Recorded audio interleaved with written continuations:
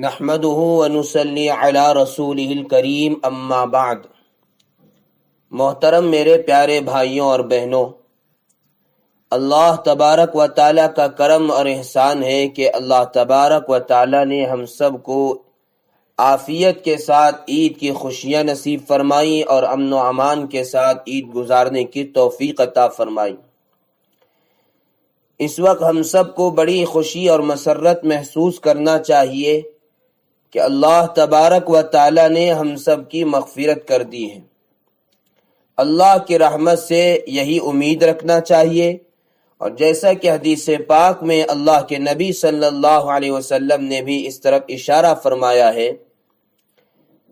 دوسری بات، حضرت شیخ الاسلام مولانا تقی عثمانی صاحب دامت برکاتہم نے اپنے ایک بیان میں ارشاد فرمایا ہے کہ رمضان المبارک کے بعد جب ہم حضرت مولانا ڈاکٹر عبدالحی صاحب رحمۃ اللہ علیہ کی خدمت میں جایا کرتے تھے تو حضرت بڑی مسرت اور بشاشت کا اظہار فرماتے اور بڑی مسرت سے فرمایا کرتے تھے کہ یہ ہم سب کے لیے بڑی خوشی کا موقع ہے کہ انشاءاللہ تعالی ہم سب اللہ تعالی کی طرف سے بخشے بخشائے ہیں۔ یہ اسی حدیث کی طرف اشارہ ہے جس میں نبی کریم صلی اللہ علیہ وسلم نے یہ بیان فرمایا ہے کہ جب مسلمان رمضان کے روزوں کی تکمیل کے بعد عیدگاہ میں جمع ہوتے ہیں تو اللہ تبارک و تعالی اپنے فرشتوں سے یوں خطاب فرماتے ہیں کہ اے میرے فرشتوں، اس مزدور کا صلہ کیا ہونا چاہیے جس نے اپنے حصے کا کام پورا کر لیا ہو؟ فرشتے جواب میں کہتے ہیں پروردگار عالم، اس مزدور کا صلہ یہ ہونا چاہیے کہ اس کی اجرت اسے پوری دے دی جائے۔ پھر اللہ تبارک و تعالی فرماتے ہیں کہ میرے بندوں اور بندیوں، میں نے میرے فریضے رمضان کے روزے کو تم نے پورا کر دیا ہے میرے حکم پر،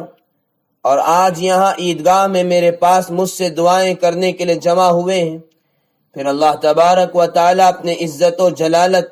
اور اپنی کبریائی اور اپنی رفعت مقام کا ذکر فرما کر اور اس کی قسم کھا کر یہ ارشاد فرماتے ہیں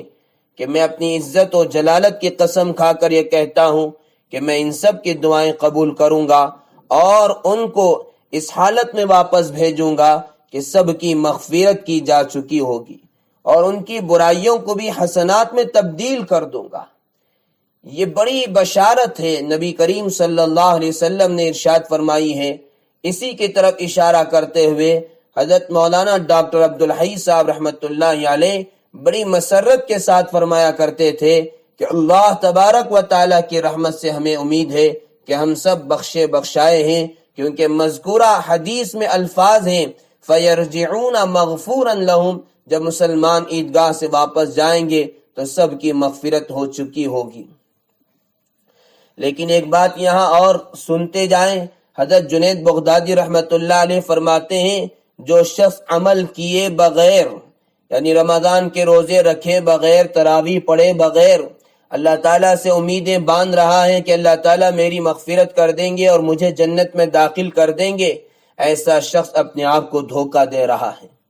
اور جو شخص اپنے عمل پر بھروسہ کر رہا ہے کہ میں نے چونکہ اچھے عمل کیے ہیں، روزہ رکھے، تراویح پڑھے، فلاں عمل کیا، اس لیے میں ضرور جنت میں جاؤں گا، ایسا شخص بھی اپنے آپ کو دھوکہ دے رہا ہے۔ صحیح طریقہ یہ ہے کہ عمل بھی کیے جاؤ لیکن اپنے عمل پر بھروسہ مت کرو، اللہ تبارک و تعالیٰ کی رحمت سے امید باندھو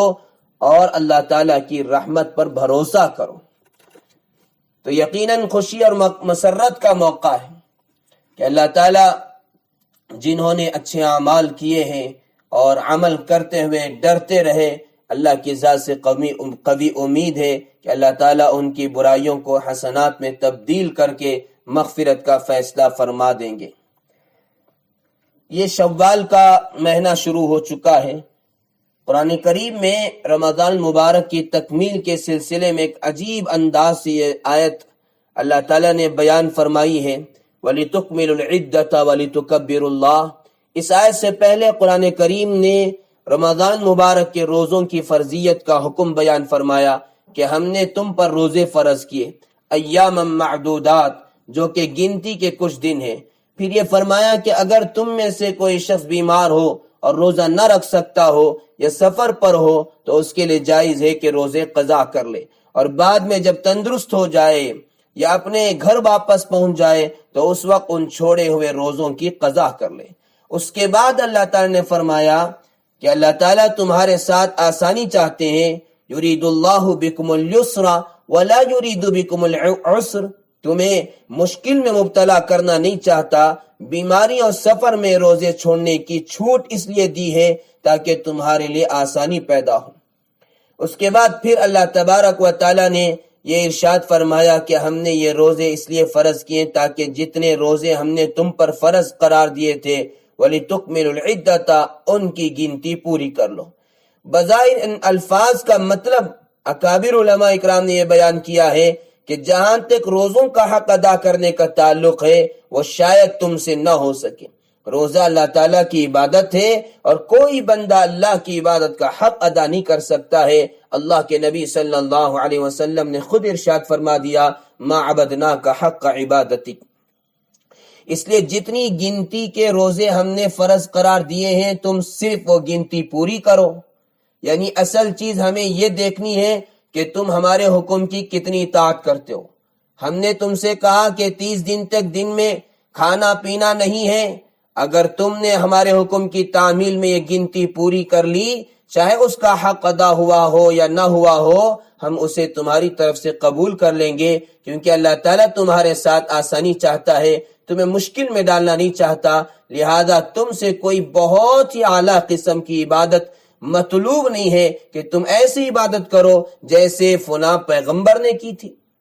کیونکہ ہم جانتے ہیں کہ تم کمزور ہو۔ یہ ہمارے لیے بڑی تسلی کی بات ہے، اور جو اللہ تعالیٰ نے آیت کریمہ میں بیان فرمائی۔ ایک اور تسلی اور ایک اور فضیلت گویا یوں سمجھیے، حضرت حکیم الامت اشرف علی تھانوی رحمۃ اللہ علیہ کے مواعظ میں بھی یہ بات غالباً موجود ہے، جیسا کہ حضرت مولانا شیخ الاسلام مولانا تقی عثمانی صاحب دامت برکاتہم نے بیان فرمایا ہے کہ اگر کسی شخص نے بیماری کی وجہ سے روزے چھوڑ دیے یا سفر کی وجہ سے چھوڑ دیے، دونوں شرعی عذر تھے، یا عورتیں اپنی شرعی مجبوری کی وجہ سے کچھ روزے چھوڑ دیتی ہیں، تو بعض اوقات انسان کو افسوس ہوتا ہے، حسرت ہوتی ہے کہ میں بیماری کی وجہ سے روزہ نہیں رکھ سکا،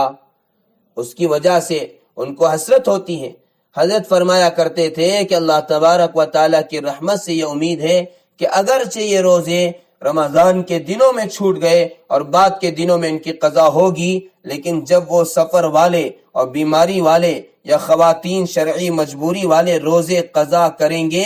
اس دن انشاءاللہ تعالی رمضان المبارک کے سارے فضائل حاصل ہوں گے۔ یہ بہت اہم بات ہے، کیونکہ حکم گنتی پوری کرنے کا ہے، اور روزہ قضا کر کے بھی رمضان المبارک کی گنتی پوری کی جا رہی ہے، تو انشاءاللہ تعالی رمضان المبارک کے فضائل بھی اس دن حاصل ہوں گے جس دن آپ قضا کے روزے رکھیں گے۔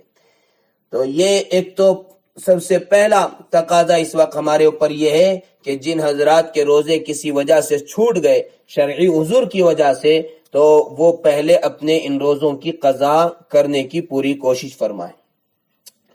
اور پھر دوسری بات، شوال کے مہینے میں ایک ایسا عمل بھی ہے جس کی برکت سے اللہ تبارک و تعالی ہمیشہ روزہ رکھنے کے برابر ثواب عطا فرمائیں گے۔ چنانچہ حدیث پاک میں اللہ کے نبی صلی اللہ علیہ وسلم نے ارشاد فرمایا ہے کہ جس نے رمضان کے روزے رکھے پھر اس کے بعد شوال کے 6 روزے رکھے تو اس کے یہ روزے پورے سال کے روزے رکھنے کی طرح ہوں گے۔ من صام رمضان ثم اتبعه 6 من شوال كان كصيام الدهر، یہ مسلم شریف کی روایت ہے۔ ایک اور فضیلت اسی حدیث میں اسی روزے پر اللہ کے نبی صلی اللہ علیہ وسلم نے ارشاد فرمایا ہے کہ من صام رمضان واتبعه 6 من شوال خرج من ذنوبه كيوم ولدته امه، یہ طبرانی کی روایت ہے۔ اس میں اللہ کے نبی صلی اللہ علیہ وسلم نے ارشاد فرمایا ہے جس نے رمضان کے روزے رکھے اور اس کے بعد شوال کے 6 روزے رکھے تو اپنے گناہوں سے ایسے نکل گیا جیسے کہ اس دن ہوتا ہے جس دن اس کو اس کی ماں نے جنا ہو۔ اس لیے ہم سب کوشش کریں کہ شوال کے 6 روزے رکھیں۔ اللہ تعالیٰ مجھے اور آپ سب کو عمل کرنے کی توفیق عطا فرمائے۔ ایک اور آڈیو میں بناؤں گا انشاءاللہ تعالیٰ، جس میں کچھ شوال کے مہینے کے روزے کے سلسلے میں مسائل ہوں گے، آپ اس کو بھی سماعت فرمائیں۔ وآخر دعوانا الحمد للہ رب العالمین۔